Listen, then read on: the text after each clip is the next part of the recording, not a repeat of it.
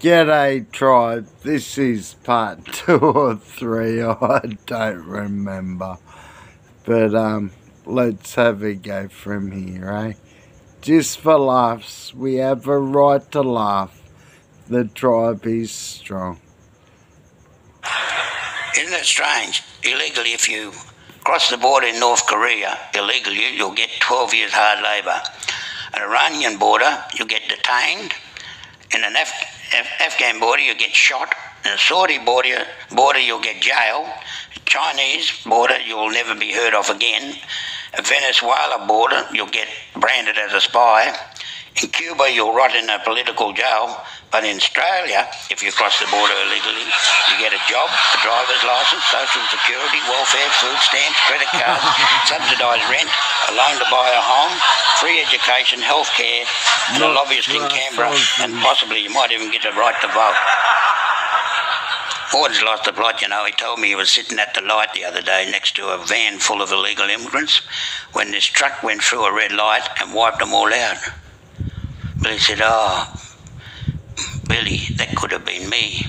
He said, "I've got a truck driver's licence." Everyone's saying they want to scream racism these days. Morton witnessed this guy and asked, "Where will I find an Irish sausage?" The assistant said, "Are you Irish?" He said, "Yes, I am, but why'd you ask if I asked for an Italian sausage, would you think I was Italian? Or if I asked for bratwurst, would you think I was a German? Or a Polish sausage, would you think I was Polish?" "No," he said, "probably I wouldn't." He said, "Well, why did you ask me when I asked for an Irish sausage if I was Irish?" He said, "Because you're in Bunnings." You can't fool Morton. This lady said, "Do you drink?" "Yep." "How much?" "About 3 6-packs a day." "That's about $30 a day or about $900 a month." She said, he said, "Then 1 year you'd have 10,800. What do you reckon?" Morton said, "Yep." So in the last 15 years, with inflation, about 162,000, you could have bought a Ferrari with that, Morton. Morton said to the lady, he said, "Do you drink?" She said, "Nope." She said, "Well, where's your fucking Ferrari then?" Morton was walking past the house with a sign that says, "Talking dog for sale." So he asked the bloke, "Where's this talking dog?" He said, "Oh, yeah, he's in the backyard there." So he went out the backyard and sees the dog. He said, "You the talking dog?" The dog said, "Yep." He said, what have you done in your life?" He said, I used to be a bomb disposal dog in Afghanistan. And then he said, "Also, I've been used on secret missions. But later I retired, to Australia because I, had enough of that sort of business. And I met this bitch and we had a couple of litters and settled down, Well, he was pretty impressed with that. So he went out the front and said to the bloke, he said, "Hey, he's really a good dog, that. He's travelled and he's saved lives and he's, a real good dog." He said, the bloke said, "That's a lot of bullshit." He said, "He's never been out of the backyard." Morton and Gilligan went to the Gold Coast and stayed there in this high-rise hotel. Morton rings the reception, "Come quick. I've just had a blue with my wife Gilligan and she's trying to jump out of the window."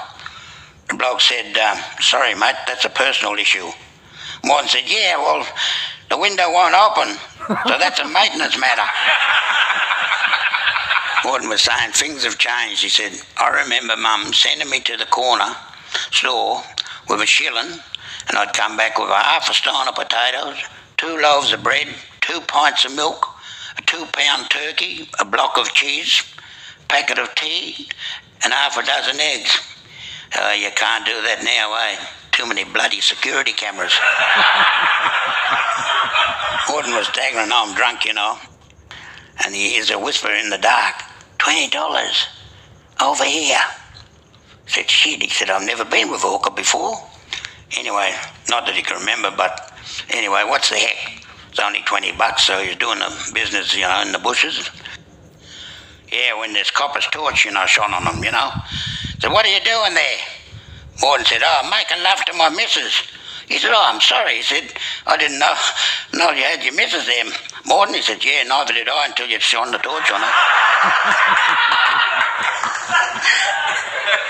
Yeah, here's some news.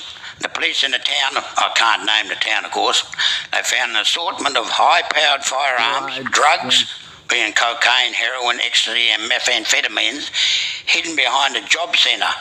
And apparently the locals are in shock. They had no idea they had a fucking job centre. Yeah, Morton was pulled over by the coppers, and said, "All right, what's your caper?" He said, "I'm going to a lecture on drugs and alcohol abuse and what it does to your body." The copper said, "Oh, where are you going to get that lecture?" He said, "Oh, this time of night, He said, "Oh, from the missus when I get home." Statistics show today that if you're going to commit a crime, a cop will shoot you. If you run, he won't. Not if he's fat. Cousin Goddard said to me and Morden, "You know how to save a shitload of money on car insurance?" I said, "How?" He said, "Run away from the scene of the accident." Oh yeah, Morden saw a car, parked in Sydney with a bumper sticker which read, "I miss Alice Springs." So he broke into the car, stole the radio and left half a carton of VB cans on the front seat with a note, "I hope this helps." Morden came home from, somewhere, and there was a note on the fridge which said, "It's not working. I've gone to stay with Mum." He opened the fridge, the light came on, and the beer was cold. He said, "Fuck if I know what she's on about." Morton's in trouble again. He was in a TAB and this bloke walked in and said, "What's the race that stops the nation?" Morden yells out, "The Melbourne Cup." Bloke said, "No, it's the Aboriginal race." Apparently he's facing a charge in court tomorrow. Cousin Gibbard said, "Hey, Billy, I went to a fortune teller the other day and she said, I'm going to come into money. And that night I rooted this bird called Penny." He said, "Is that a weird coincidence or what?" Morton was telling me he went to a checkup the other day and he said he had to put his finger where the sun don't shine. He said, "Do you think he went too far?" I said, "Nah, not really. Those things these days, Morton." "Yeah, but he's a dentist." A Kiwi wants to migrate to Australia and the cousin bloke said, "Do you have a criminal record?" He said, "Why, bro? You still need one." Police in New Zealand, Wellington, said they found a politician deceased on the side of the road wearing a Warriors jumper. So the police dressed him up in a bra and suspenders just to save his family from any embarrassment. You don't hear much about it now, but the tent embassy in Canberra, there was fighting, swearing, drinking, but all of that seems to have stopped since Rudd left. Morton said to me, "Hey, Billy, what's the difference between E.T. and a refugee?" I said, "What?" He said, "Firstly, E.T. looked better, smelled better, learned English and didn't claim benefits, and he had his own bike and wanted to go home." I said, "You know what, Morton? I reckon that fine art, Aboriginal art, definitely, Albert Namatjira, that sort of art. What about you, Morton? What sort of art you like?" He said, "I haven't seen it yet, but he said, I'd love to see Tony Mundine on canvas." Teacher said to Morton in grade 4, "If I gave you 2 cats and another 2 and another 2, how many cats would you have?" Morton said, 7. All right, okay, let's do it this way. If I give you 2 apples and 2 apples and 2 apples, now how many would you have? He said, 6. Right, let's do it again. So if I gave you 2 cats and 2 cats and 2 cats, how many would you have? He said, 7. He said, "How come you get 7? He said, "I already got a fucking cat at home."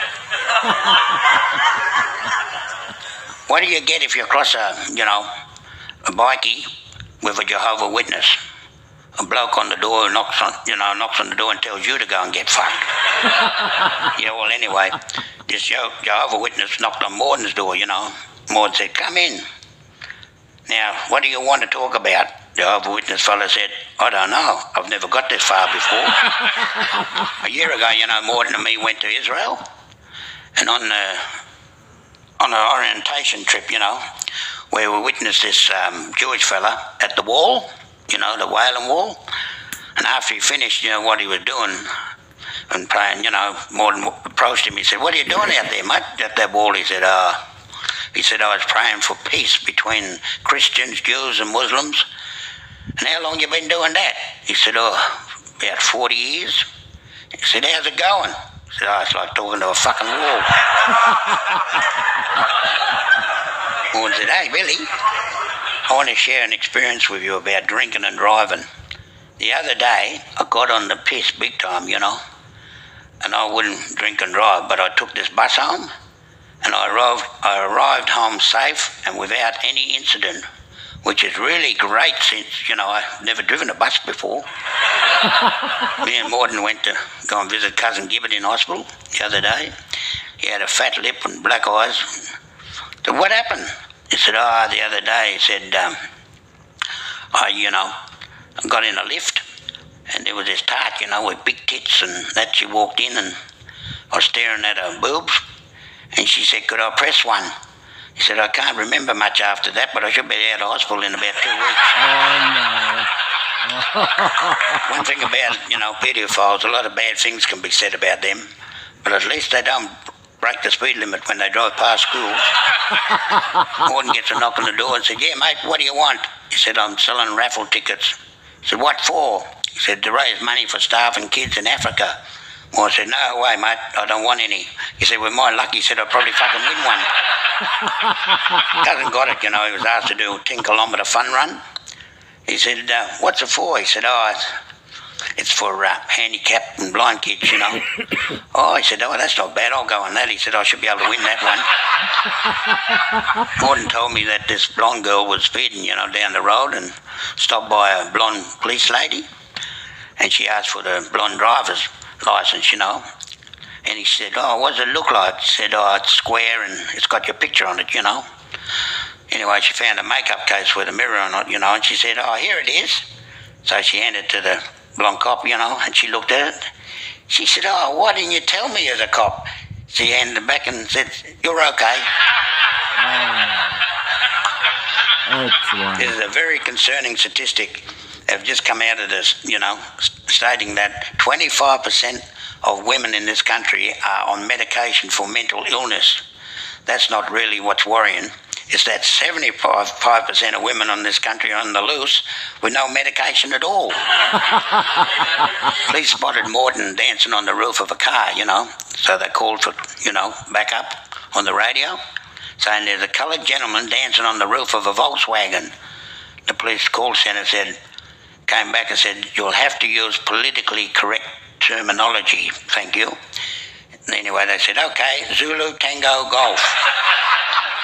I rang Gibbet the other night and said, hey, Gibbet, there's a sulphur-crested parrot in the garden and it talks. He said, good morning, you ugly prick. I said, Gibbet, it wouldn't be yours by any chance, would it? Morden said, thousands of people are starving, maybe more, maybe even hundreds. Anyway, the following survey has been conducted by telephone. The survey was, you know, a huge failure when they did this telephone hookup thing. Apparently, Eastern Europe didn't know what honest meant.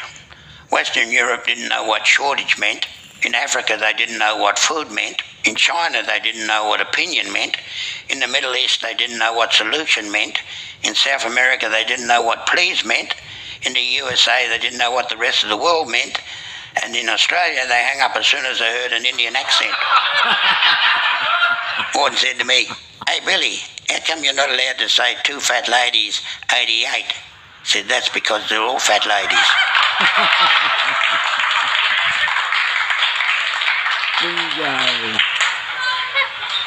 Yeah, Morden said Jittigan told him to get some of those pills, you know, to give him an erection. Anyway, he came home and he threw us some diet pills. Now he's looking for some place to live. I said to Morden, hey, Morden, if you had an infliction, what would you rather have, Alzheimer's or Parkinson's? He said, Parkinson's. He said, I'd rather spill half my drink than forget where I left the fucking thing. Cousin Goddard took his goldfish to the vet, you know. The vet said, what's up? He said, it's the goldfish, he got epilepsy. The vet said, looks pretty calm to me. Yeah, well, you haven't taken him out of the bowl yet. I said to Morden, I've had some good dogs in my life, you know, kangaroo dogs for hunting, but now I'm getting older, I can't keep up with them, so I think I'll get a Labrador. Morden said, why, Billy? You said you always reckoned that type of dog that always seems to make the owners go blind. How's this, Morden? In the dark, I was fondling around for the liquid Viagra and swallowed his bottle of liquid paper. and he ended up with a huge correction. Years ago, me and Morton was sitting up at the shop, or setting up the shop, for the Aboriginal souvenirs like didgeridoos and boomerangs and art. Anyway, put in a few racks and that, and shelves, and the stock hadn't arrived yet. Anyway, this bloke started banging on the door, on the window. He yelled out, "Hey, what are you selling?" Morton yells back, he said, "Arseholes." He said, "Oh, yeah, you must be doing a good trade." He said, "There's only 2 of yous left." Morton's always got some funny sayings like, "I'm as busy as a cucumber in a woman's prison." Or, "The wind would blow a Tasmanian off his sister." Morton said to me, "Hey, Billy, after a really big night on the grog and doing drugs and wild sex, I woke up next to this really ugly woman." He said, "And that's when I realised I'd actually made it home safely." Grandfather's younger brother Gunner, Grandfather Cokebottle's younger brother Gunner, Cokebottle, at 90, got married to a 28-year-old who told us, "You Cokebottles have got some stamina when you kicked 3 goals last night." So when we asked him where he got the drive from, he said, "That's funny, I've never played football." He said, "Who told you that?" He said, "Your new wife did." "New wife? What new wife?" Morton said to Jittigan, "I never want to live in a vegetated state, dependent on a machine and fluids from a bottle. If that ever happened," he said, "just pull the plug." So Jittigan got up, unplugged the TV and threw out his stubby. Morton said he was sitting at the bar staring at his drink when this intimidating bikie walked up to him and scoffs his drink. And Morton said, "What are you going to do about it, mate?" And Morton started crying. The bikie said, "What's wrong?" He said, "This is the worst day of my life." He said, "I was late for work and I got the sack. I found my car's been stolen. I got no insurance. I left my wallet in a cab that was taking me home. My dog bit me. I found my wife with another bloke. So I put poison in my drink. And you walked in and you gulped it down. How's that to mess up your day?" All this talk about baby boomers, no pension, eh? Morton went to Centrelink for the pension, but he had no proof of his age, so he pulled some grey hair from his chest. The lady said, "Oh, I see, okay." So when he got home, he told Jittigan, he said, "Look, I showed him some grey hair at Centrelink and they gave me the pension." He said, "It's a pity you didn't drop your DAX." She said, "You could have got a disability pension as well." Morton bought Jittigan a memory stick, And anyway, she hasn't forgot his beer, dinner or sex once since he beat her with it. Morton joined the health club. He asked the trainer, "What machine should I use to impress that chick in there in the leotards?" He said, "I tried the ATM machine in the foyer." Daylight saving. Oh, Morton once found his dyslexic Irishman neighbour rolling around in the garden with a can of black paint. He said, "You idiot, you're supposed to turn your clock back an hour." Morton walked into a doc surgery and said, "Are my testicles black?" He said, "I beg your pardon?" He said, "Are my test results back?" She didn't got a job at a call centre for emergencies, but she got sacked, She got a call from somebody on 000 who said, "I'm lying with my head on a railway track and I'm going to end it all."